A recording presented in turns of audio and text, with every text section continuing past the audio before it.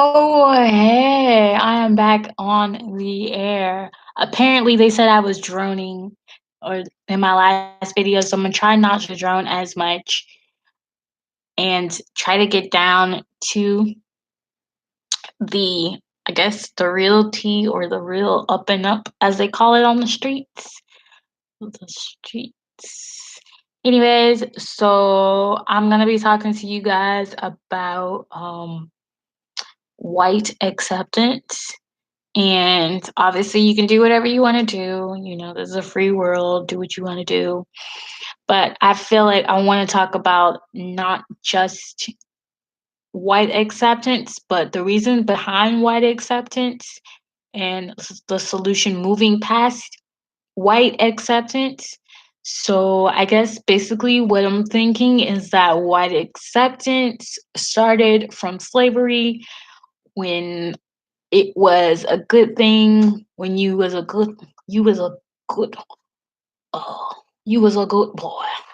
Basically, it's like you're being like a dog or you're being like someone's child. You don't belong to anyone, so you don't have to ask them for acceptance. You can just like live your life. You feel me? Like, you don't need a Golden Globe for your best acting.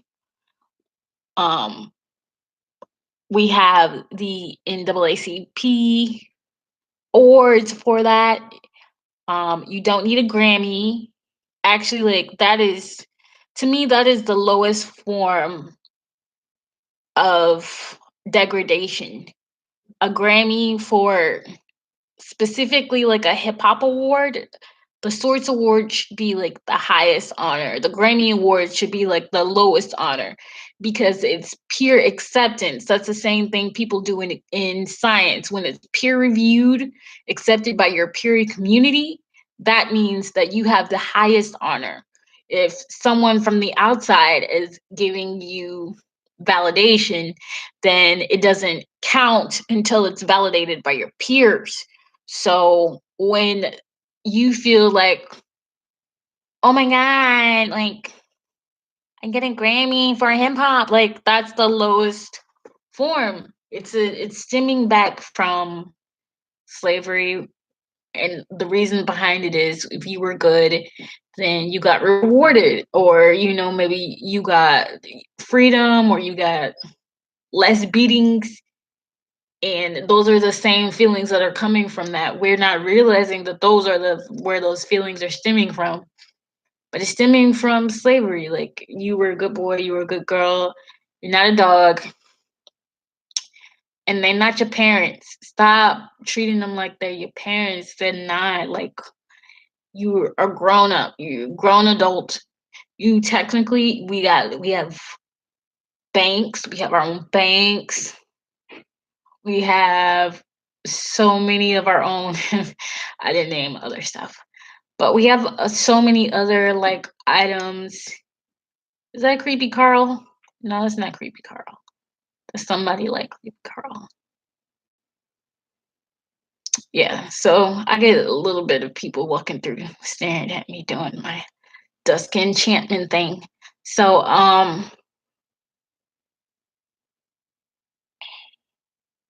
what was I saying? Yeah, don't treat them like they're not your parents. You're wanting their, approval. That's the thing with these like Grammys, Golden Globe. Um, what's another of the ones that Black people go bananas over? It's just like, that you're the best singer. You know that you're the best entertainer. I mean, Black people are clowns, so inherent clownness is not like something that you're really aiming for. That really white people like have like a domination over, where they can just keep you out. There's is not none of that. You don't have to do that. You don't have to feel like, mm, freaking. I'm losing my words, but basically that's it. Just, you guys just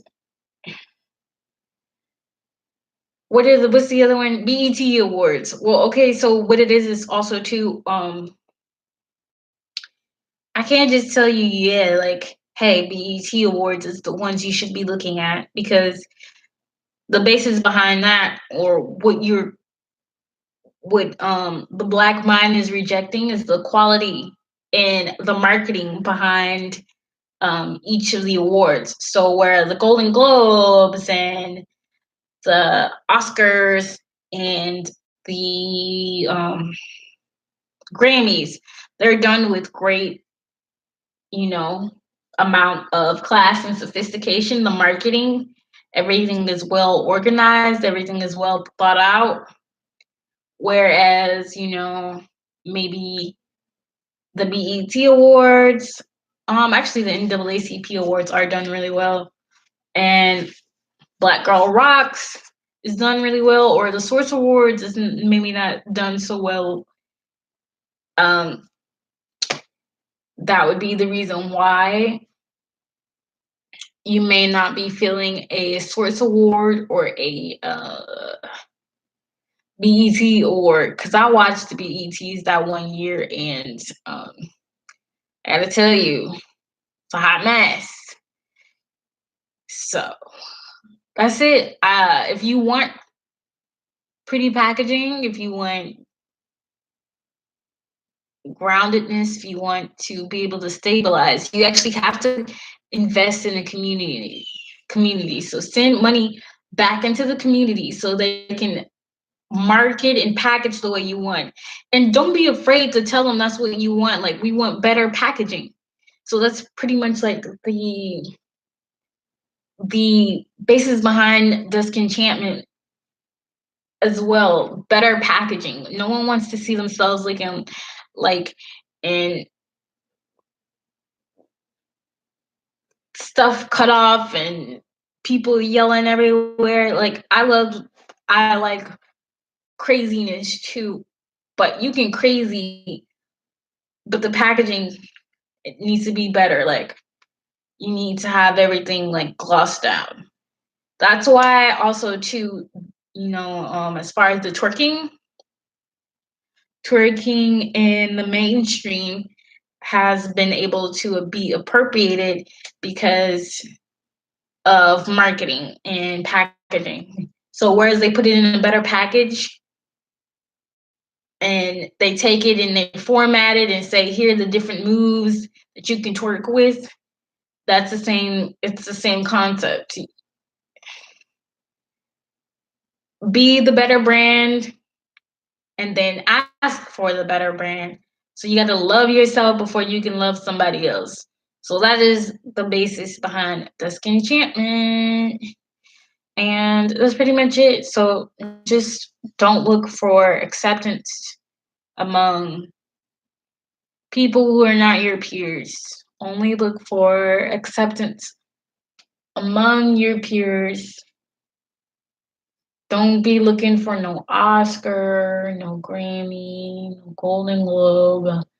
Try to get you like an NAACP award or a Source Award or a Vibe Award. Vibe Dixon for the award for the hottest honey or something. Just kidding. I didn't remember seeing the girl. I think she won for best baby hairs or something.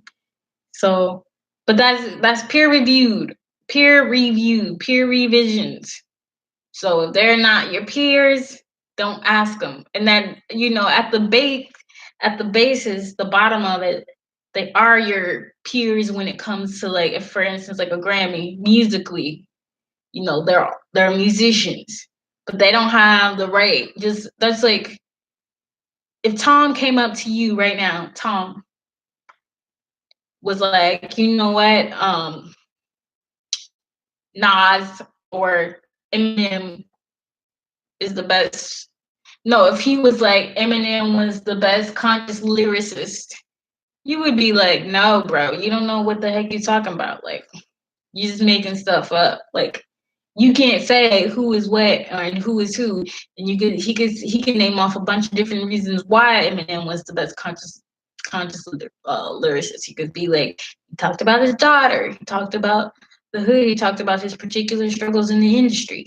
You could say many different things, reasons why he would be a conscious lyricist. But he can't tell you that. You know why? Because it's not your peer. So that's pretty much it. Stop looking for that, and you gotta love yourself before anyone else can love you, or you can love someone else. So I've been saying it all 2019. It's been 15 days in 2019. So do the thing. Right? Douche.